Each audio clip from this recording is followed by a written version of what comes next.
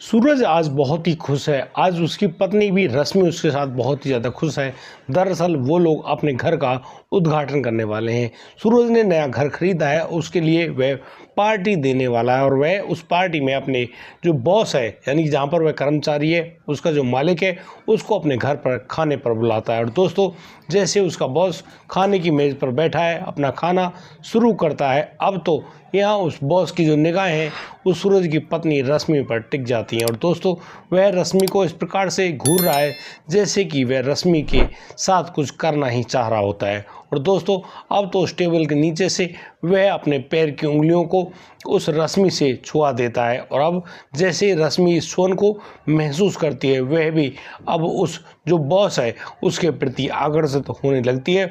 और अब उन दोनों के बीच में कुछ ऐसा होने वाला था, यानी कि आप सोच भी नहीं सकते कि उस सूरज को इस बात का ये बिल्कुल मालूम नहीं चलता है कि उसका ही बॉस उसकी पत्नी के साथ कुछ बुरा करने के बारे में सोच रहा है। और फिर एक दिन जब उसको ये सच्चाई पता चलती है, फिर तो वह एक ऐसा काम कर देता है जिसके बारे में उन लोगों ने किसी ने भी सोचा नहीं था, ना ही कोई कल्पना करी थी। दोस्तों, आखिरकार इस कहानी में उस बॉस के साथ क्या होने वाला था और क्या उस सूरज की पत्नी रश्मि खुद करने वाली थी, आप इस कहानी को जानकर हैरान रह जाएंगे। दोस्तों, बहुत ही अजब और गजब कहानी है। आपसे मैं उम्मीद करता हूँ आप इस कहानी को अंत तक जरूर देखेंगे। नमस्कार, आदाब, सत श्री अकाल दोस्तों, स्वागत है आपका हमारे यूट्यूब चैनल किस्से क्राइम की। और दोस्तों, आपसे वही प्यार भरी गुजारिश, आगे बढ़ने से पहले हमारे चैनल को सब्सक्राइब करना, नोटिफिकेशन की बेल को दबाना बिल्कुल ना भूलें। और दोस्तों, हम लोग फेसबुक पर हैं, आप लोग हमें फॉलो अवश्य कर लें। दोस्तों, आज का बेहद ही हैरान करने वाला मामला सामने आया है पटियाला, पंजाब से। दोस्तों, यहाँ पटियाला में रहने वाला वह सूरज, जो कि पीछे से राजस्थान का रहने वाला है, वह यहाँ पटियाला में करीब 7 साल से नौकरी कर रहा है। और वह जिस कंपनी में नौकरी करता है वहाँ पर उसका अच्छा खासा रुतबा है और उसी रुतबे के सारे वह अच्छी खासी रकम भी उस कंपनी से ले रहा होता है। और दोस्तों, जैसा कि हर किसी इंसान का एक ख्वाब होता है कि उसका अपना घर हो, मकान हो, और वह भी बहुत खूबसूरत, अब तो वह जो सूरज है वहीं पटियाला में करीब 50 गज की एक ज़मीन खरीद कर वहाँ पर अपना घर बनवाता है। दोस्तों, इस घर को बनवाने में उस सूरज की मदद करती है उसकी पत्नी रश्मि। और रश्मि और सूरज दोनों बड़े ही प्यार से अपने उस घर को बनाते हैं। और बस जब उस घर की पूरी फर्निशिंग हो जाती है, बहुत ही अच्छे ढंग से रंग पुताई, यानी कि जो कुछ भी उस घर की फिनिशिंग में होना था सब कुछ होता है। अब तो वह जो वहाँ पर उस घर का उद्घाटन करने वाले हैं, यानी कि वो जो सूरज है वह अपने यार, रिश्तेदार, अपने परिवार सभी को वहाँ पटियाला, पंजाब बुलाता है और वहाँ पर पार्टी का आयोजन कर रहा होता है। और दोस्तों, उसी पार्टी के चलते अब तो वह सूरज अपने बॉस यानी कि सरबजीत को भी बुलाता है और उससे कहता है कि साहब, आपको जरूर आना है और उस घर के जो रिबन है वह रिबन भी आप ही काटेंगे। यहाँ पर वह जो सरबजीत है वह भी अपने उस कर्मचारी सूरज को मायूस नहीं करता और बस तय किए गए समय पर वहाँ पर पहुँच जाता है। दोस्तों, यहाँ पर चारों तरफ यानी कि खुशियों का माहौल है, खाना पीना चल रहा है, सभी लोग अपने मिलने जुलने वाले जो भी व्यक्ति हैं उनके लिए खाने पीने का आयोजन उस सूरज ने अच्छे से कर ही रखा था। सभी लोग खाने पीने में व्यस्त थे। वहाँ पर एक डीजे भी लगा था और वह डीजे भी बज रहा होता है। सभी लोग नाच गाने में व्यस्त है, खाने पीने में व्यस्त है। बस वहाँ पर वह जो सरबजीत है वह उस कमरे में अकेला बैठा हुआ है। यहाँ पर उस सूरज की जो पत्नी रश्मि है वह बार बार उनके बॉस को पूछने आती है कि आपको क्या खाने में चाहिए, क्या पीने में चाहिए। लेकिन यहाँ पर वह जो रश्मि है वह एक खास खाने की तैयारी में लगी हुई है। दरअसल वह सरबजीत के लिए जो पार्टी रखी है उसमें अच्छा सा खाना सरबजीत को देने वाले यानी कि खिलाने वाले हैं। वो लोग अब सरबजीत के पास जाते हैं, सरबजीत से कहते हैं कि आप भी खाना खा लीजिए। लेकिन यहाँ पर सूरज का मालिक सरबजीत मना कर देता है और कहता है कि वह अकेला खाना नहीं खा पाएगा। दरअसल आप लोगों को भी उनके साथ खाना होगा। लेकिन वह जो सूरज और रश्मि है और भी जो वहाँ रिश्तेदार, मेहमान, यार होते हैं, उनको बड़े अच्छे ढंग से खाना खिलाने के बाद जैसे अपने घर लौट कर आते हैं, अब तो वह जो सूरज है अपने बॉस सरबजीत के साथ खाने के उस टेबल पर बैठ जाता है।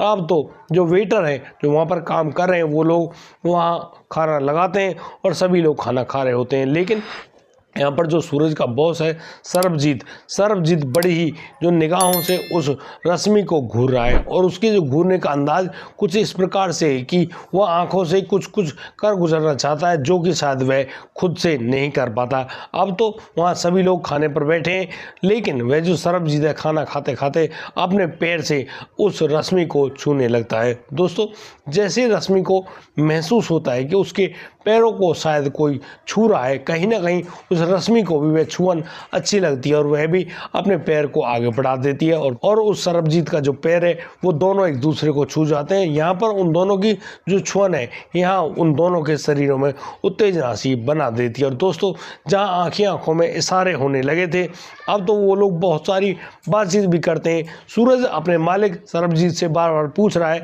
कि क्या आपको ये घर पसंद आया। उसने जो भी पैसा पूंजी कमाई थी सभी कुछ इस घर में लगा दिए और बस वह कुछ कर्ज में भी आ गया है और बहुत ही जल्दी वह उस कर्ज को भी चुका देगा। लेकिन आज वह बहुत ही ज़्यादा खुश है क्योंकि उसका अपना मकान यहाँ पर बन गया है। दोस्तों, वह जो सरबजीत है वह भी उससे कहता है कोई बात नहीं, आप जिस तरीके से नौकरी किया करते हो आप ऐसे ही नौकरी करते रहो और बहुत ही जल्दी आप लोग उन्नति को हासिल करोगे और इस कर्ज से भी दूर हो जाओगे, यानी कि कर्ज से भी मुक्ति मिल जाएगी। दोस्तों, जिस प्रकार से सरबजीत उस सूरज का ढाढ़स बनाते हैं, उससे कहते हैं कि भाई कोई बात नहीं, सब कुछ अच्छा होगा। लेकिन जहाँ सरबजीत का पूरा दिमाग उस महिला के ऊपर जा चुका था जो कि सूरज की पत्नी रश्मि होती है, रश्मि भी अब बोल पड़ती है। दरअसल वह उस सरबजीत से कह रही होती है कि देखो, तुम्हारी जानकारी तो अच्छी अच्छी कंपनियों में भी होगी, क्यों ना उसकी भी नौकरी लगवा दी जाए। दोस्तों, यहाँ पर वह सरबजीत कहता है कि तुमको नौकरी करने की क्या ज़रूरत है, तुम नौकरी करके क्या करोगी, तुम यहीं अपने घर को संभालो। लेकिन वह रश्मि कहती है कि वह अपने ऊपर जो उनका जो कर्ज हावी हुआ है उस कर्ज को जल्दी से पटा देना चाहती है और बस अपने घर में बड़े ही प्यार से रहना चाहती है। वह कृपा करके उसकी कहीं पर नौकरी लगवाते हैं। बस अब सरबजीत जैसे तैसे अपना खाना करके पूरा वहाँ उस घर से विदा लेता है और चला जाता है अपने घर पर। लेकिन 2 दिनों बाद वह अपने उस कर्मचारी सूरज को बताता है कि जो पास में ही एक कंपनी है जो कि विनोद अग्रवाल के नाम से है, उनसे उनकी बात हो गई है और वहाँ पर रश्मि नौकरी कर लेगी।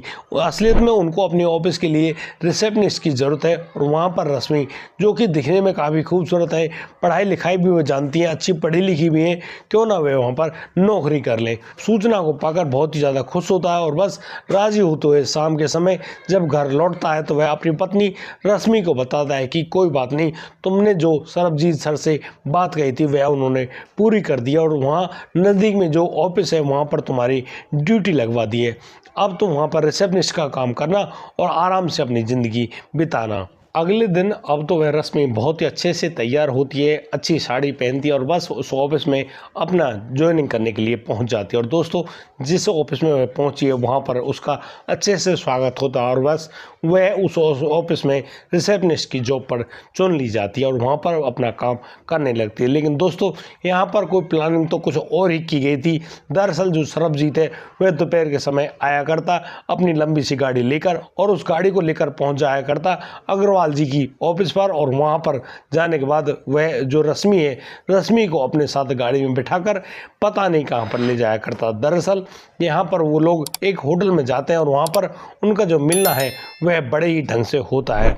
दोस्तों, यहाँ उनका जो मिलना है वह कुछ इस प्रकार से है कि दोनों एक दूसरे के प्यार में पड़ गए थे और बस उनका जो प्यार उनके साथ जुड़ा है, यानी कि शुरू में साथ हुआ है, अब तो वो दोनों एक दूसरे के साथ आकर्षित भी हैं, उत्तेजित भी हैं और बस उन दोनों के बीच में उस होटल के उस कमरे में संबंध बनने शुरू हो जाते हैं। और दोस्तों, जिस प्रकार से उनके संबंध बनते हैं, अब तो कहीं ना कहीं वह जो रश्मि है वह उस सरबजीत को अपना दिल दे बैठी होती है। दोस्तों, सरबजीत भी संबंध बनाने के बाद करीब 10,000 रुपये उस महिला यानी कि रश्मि को भी दिया करता है और अब तो यह सिलसिला हर दूसरे दिन होना शुरू हो गया था। दोस्तों, जहां एक और वह रश्मि काफ़ी सारे पैसे इकट्ठा करने लगी थी और वह अपने पति से सारी बातें छुपाते और उन पैसों को अपने उस बेड में ही इकट्ठा कर रही होती है। दोस्तों, इस प्रकार से उनका ये काम, इनका ये सिलसिला चल रहा होता है। लेकिन सरबजीत बड़ी ही होशियारी से इस काम को कर रहा होता है। वह अपने उस कर्मचारी सूरज को भी भनक तक नहीं लगने देता है कि वह उसकी पत्नी के साथ कुछ इस प्रकार का घिनौना कार्य करता है। लेकिन दोस्तों वो लोग इस काम को तो कर ही रहे थे। एक दिन की बात वह सूरज अपनी पत्नी के पास किसी काम से उस अग्रवाल के ऑफिस पर जाता है, लेकिन उस समय वहां पर वह रश्मि उसको नहीं मिलती है। दरअसल यहाँ पर उस सूरज को मालूम चलता है कि सरबजीत सर यहाँ आए थे और वो रश्मि को अपने साथ गाड़ी में बिठा कर ले गए हैं। दोस्तों वह जो रश्मि है काफ़ी ज़्यादा हंसते हुए उस गाड़ी में बैठते हुए उन सीसीटीवी कैमरों में साफ दिखाई पड़ रही होती है। दोस्तों कहीं ना कहीं उस सूरज के दिमाग में यह बात घर कर जाती है कि उसकी पत्नी रश्मि के कुछ अवैध संबंध तो नहीं बन गए उसके मालिक सरबजीत के साथ। उस रात जब वह अपने घर गया तो वह अपनी पत्नी रश्मि से पूछ बैठता है कि रश्मि क्या तुम सरबजीत सर के साथ कहीं घूमने जाती हो। यहाँ पर वह जो रश्मि है साफ मना कर देती कि नहीं, वह तो अपने दिन भर कमरे में ही रहती है, वह कहीं भी नहीं जाती। लेकिन यहाँ पर जो वह सूरज है वह अपनी पत्नी रश्मि के उस झूठ को साफ पकड़ लेता है और उससे कहने लगता है कि तुम उसको धोखा दे रही हो और शायद तुमको अपने पति को धोखा नहीं देना चाहिए। लेकिन वह जो रश्मि है बार बार कसमें खाते हुए कहती है कि नहीं, वह अपने पति को धोखा नहीं दे रही है। लेकिन यहाँ उस सूरज के सामने तो सब कुछ ही होता है। दोस्तों एक दिन की बात, यहाँ जो सूरज के दिमाग में बहुत सारी प्लानिंग बन रही होती है। एक दिन सूरज देख रहा होता है कि करीब 12 बजे के लगभग वह जो सरबजीत है अपने उस ऑफिस से गाड़ी में बैठकर निकलता है और फिर सीधा पहुंच जाता है उस अग्रवाल जी की ऑफिस पर और फिर वहाँ पर उस रश्मि जो कि सरबजीत की प्रेमिका बन चुकी होती है उसको अपनी गाड़ी में बिठाकर वहाँ से रवाना हो जाता है। लेकिन सूरज जो है वह अपनी पत्नी का पीछा करता है मोटरसाइकिल से और वह भी उस होटल में पहुँच जाता है और उस होटल में उस सरबजीत को अपनी पत्नी रश्मि के साथ रंगे हाथों पकड़ लेता है। दोस्तों यहाँ पर वह अपनी पत्नी और अपने जो मालिक सरबजीत है उन दोनों को डांटते हुए कहता है कि देखो आज मैंने तुम्हें रंगे हाथों तो पकड़ लिया, अब बोलो तुम्हें अपनी सफाई में क्या कुछ कहना है। दोस्तों सूरज ने जब अपनी पत्नी उस रश्मि को पकड़ा था तो रश्मि इस पूरे मामलात को जानकर हक्की बक्की रह गई और वह सोच रही थी कि शायद उसका पति उसको कभी पकड़ नहीं पाएगा। लेकिन आज तो उसने उसको रंगे हाथों पकड़ लिया। लेकिन वह जो सरबजीत है वह कहता है कि देखो भाई, मैं तो तेरी पत्नी के साथ ये काम करता हूँ, इस बात को वह स्वीकार करता है। लेकिन वह उसकी पत्नी को काफ़ी ज़्यादा रुपए दे चुका है और उसे हर बार जब भी वह यहाँ होटल में लाता है हर बार उसको रुपए दिया करता है। दोस्तों जैसे ये बात वह जो सूरज है वह जानता है और जैसे ही समझता है वह अपनी पत्नी रश्मि से पूछता है कि क्या तुमने संबंध बनाने के पैसे लिए हैं। दोस्तों यहाँ पर रश्मि भी इस सच को नहीं छिपा पाती और बता देती कि हाँ, वह हर बार यहाँ उस सरबजीत से पैसे भी लेती है और बस यही काम किया करती है। दोस्तों यहाँ वह जो सूरज है अपनी पत्नी रश्मि को चुपचाप उस होटल से निकालकर अपनी मोटरसाइकिल पर बिठाकर सीधा ले जाता है अपने घर और अपने घर ले जाकर और उस रश्मि की बताई जगह पर उस बेड में से उन रुपयों को निकाल कर गिनने लगता है। दरअसल वो पैसे अब लगभग करीब 2.5 लाख रुपए हो चुके होते हैं और अब वह जो रश्मि है वह उन पैसों को दिखाते हुए उससे कहती है कि देखो तुम चाहे कितने दिन यहाँ कमाई कर रहे होते, लेकिन उसने ये सारी पैसे 1 महीने भी नहीं लगे उसको और इतने पैसे कमा लिए। लेकिन दोस्तों कहीं ना कहीं सूरज के दिमाग में ऐसी बातें घर कर गई थी। वह अपने पत्नी रश्मि को कहता है कि देखो रश्मि, तुम शायद इन पैसों से ज़िंदगी भर खुश नहीं रह सकती। देखो मैं तुम्हें आज के बाद ये अपनी ज़िंदगी से त्याग रहा हूँ, तुम आज के बाद मेरे परिवार से मेरी ज़िंदगी से दूर कहीं भी चले जाओ, मैं तुम्हें अब अपने साथ नहीं रखना चाहता। और दोस्तों ऐसा कहते हुए वह अपनी पत्नी से कहता है कि चुपचाप उसके घर से निकल जाओ, तुम्हें इस घर से जाना ही होगा। दरअसल तुमने पैसों की खातिर अपने जिस्म को बेचा है और ऐसी महिला के साथ वह रहना पसंद नहीं करेगा। दोस्तों अब सूरज जब इन बातों को कहता है वह अब फ़ोन उठाता है और अपने ससुराल में यानी कि रश्मि के घर पर फ़ोन करता है और उन लोगों को भी सूचना देता है कि यहाँ पर तुम्हारी जो लड़की है वह इस प्रकार के घिनौने कृत्य को कर रही है जो कि नाजायज़ है, शायद इसको इस प्रकार की काम नहीं करनी चाहिए थी। वह नौकरी करता है, पैसे भी कमाता है और बस उसने जो कर्ज लिया है उस कर्ज को वह खुद भी चुका देगा, लेकिन वह ऐसा गंदा काम कभी भी करना पसंद नहीं करता। लेकिन तुम्हारी बेटी ने जो ये घिनौना काम किया है, इस काम की वजह से मैं उसको अब अपने घर से बाहर निकाल रहा हूँ और बहुत ही जल्दी मैं कोर्ट के थ्रू इससे तलाक भी ले लूँगा। दोस्तों जैसे ही तलाक के बारे में वह रश्मि सुनती है, रश्मि बहुत ही ज़्यादा घबरा जाती है और बस रोते हुए अपने पति सूरज के पैरों को पकड़ लेती है और कहने लगती है कि हाँ, उससे बहुत ही बड़ी गलती हो गई। दरअसल वह पैसों की लालच में कुछ इस प्रकार से आ गई थी कि शायद वह सोच रही थी कि वह इस प्रकार के काम को करके अपने कर्ज को पटा देगी, तुम्हारी अच्छी मदद करेगी, लेकिन तुमने आज मेरी आंखें खोल दी और शायद मैं अब कहीं पर मुंह दिखाने लायक नहीं बची है। रश्मि रोते हुए बताती है कि सूरज उसको माफ कर दो, दरअसल वह कहीं पर भी मुंह दिखाने लायक नहीं बची है और तुम उसके पति हो, उसके आधे अंग हो, शायद तुमको उसकी बात माननी ही चाहिए।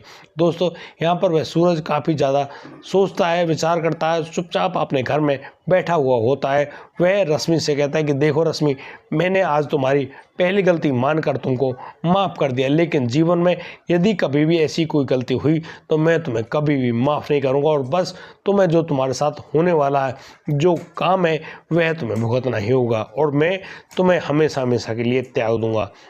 दोस्तों, इस पूरे घटनाक्रम को सुनाने का उद्देश्य किसी को परेशान करना नहीं है, किसी का दिल दुखाना नहीं है, लेकिन दोस्तों हम इन घटनाक्रमों के माध्यम से आप लोगों को बताना चाहते हैं, जागरूक करना चाहते हैं, एक नई सूचना देना चाहते हैं कि दोस्तों आज जहां समाज इन अवैध संबंधों के चलते एक दूसरे के प्रति आकर्षित हो रहे हैं, जो कि अनैतिक कार्य है, अवैध संबंध है, वहाँ शायद आपको लगता है कि आपके शरीर की संतुष्टि हो जाएगी, लेकिन इन भावनाओं से सिर्फ आपकी इज्जत ही खराब होती है। आप कहीं भी मुंह दिखाने के लायक नहीं बचते। आपको शायद इस प्रकार के काम करने से बाज आना चाहिए और कभी भी इस प्रकार के घिनौने काम नहीं करने चाहिए। दोस्तों, क्या उस सूरज ने अपनी पत्नी रश्मि के साथ सही किया या फिर उस रश्मि ने पैसों की खातिर अपने शरीर को बेचकर अच्छा किया? और दोस्तों, वह जो इस पूरे मामले का फायदा उठाता है सरबजीत, उसने उस रश्मि को पैसे देकर यह काम करके अच्छा किया है या गलत? आप लोग अपनी राय हमें हमारे कमेंट बॉक्स में दे सकते हैं और दोस्तों हमें बता सकते हैं कि यहाँ पर सही और गलत कौन है। आज के लिए सिर्फ इतना ही, अब दीजिए मुझे इजाजत, मिलता हूँ कल, लाता हूँ एक और नया अनोखा मामला। तब तक के लिए आप बढ़िया रहे, बेहतरीन है, अपना और अपने परिवार का बखूबी ख्याल रखते रहे। जय हिंद, जय भारत।